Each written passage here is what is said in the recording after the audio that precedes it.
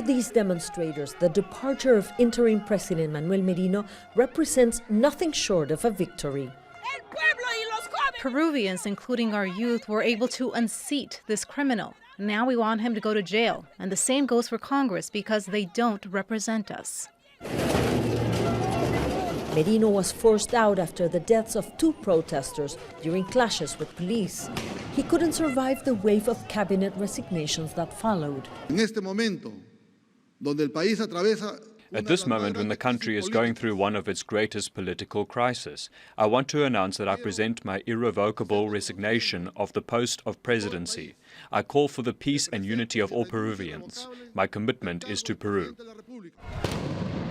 There have been demonstrations since the impeachment and dismissal of Martin Vizcarra over unproved bribery allegations. On Sunday, Vizcarra called the country's highest court to step in.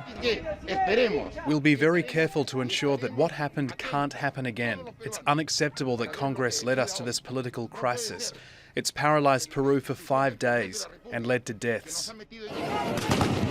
The anger on the streets is echoed by some of the country's most famous names. Peruvian writer and Nobel laureate Mario Vargas Llosa. 2 young people were absurdly and unjustly sacrificed by police. This repression, which is against all of Peru, needs to stop. And concern is growing of continuing police abuses.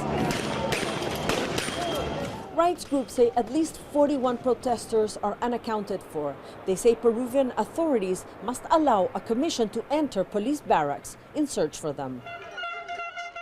On Sunday, protesters gathered outside Congress. The pressure is now on legislators who have to find an acceptable candidate to become Peru's 3rd president in a week. We are angry because everyone, the mayors, regional governments, the state, the government as a whole, everyone steals from us, and that has to change.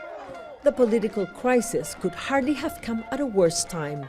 Peru had the world's highest per capita COVID-19 mortality rate, and its economy is forecast to shrink by 14% this year.